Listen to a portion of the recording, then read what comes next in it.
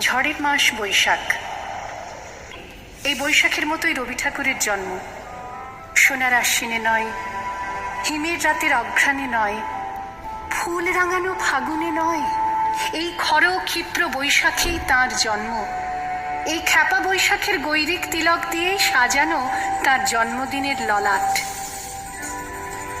বৈশাখে প্রকৃতির নতুন জন্ম, আমাদেরও নতুন জন্ম এই বৈশাখে, 25শে বৈশাখে, রবি ঠাকুরের জন্মদিনে।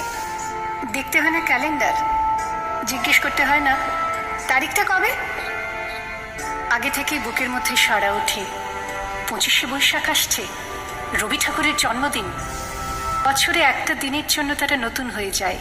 চারপাশে নীলে লালে সবুজে হলুদে রঙিন ফুলের আলপনা, মাঝখানে খয়েরি রঙের সুতোয় রোজ দুপুরের না ঘুমানো চোখে কাজের ক্লান্ত অবসরে বোনা হয়ে চলেছে সেই 4টি লাইন। উদয়ের পথে শুনি কার বাণী, ভয় নাই ওরে ভয় নাই, নিঃশেষে প্রাণ যে করিবে দান, ক্ষয় নাই তার ক্ষয় নাই।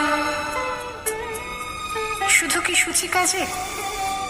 না, বিদেশকে চোখের সামনে দৃষ্টান্ত করে রাখার আন্তর্জাতিকতা রবি ঠাকুরের। আমাদের সংস্কৃতিকে মাটির কাছাকাছি এগিয়ে নিয়ে যাওয়ার সংকল্পে রবি ঠাকুর। আমাদের সভ্যতাকে দানবের হাত থেকে ছিনিয়ে নেওয়ার সংগ্রামে রবি ঠাকুর। আকাশে, মাটিতে, মনে এত যে বৃষ্টি পড়ে, তার ছন্দ রবি ঠাকুরের। এত যে ফুল ফোটে, তার গন্ধ রবি ঠাকুরের। তাই প্রতিদিনই তার জন্ম, কোনো দিনই তার মৃত্যু নেই।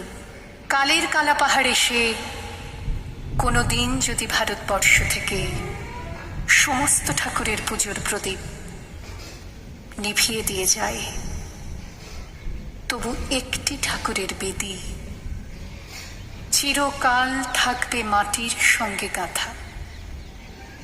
কোন ঠাকুর? রবি ঠাকুর। রবি ঠাকুর।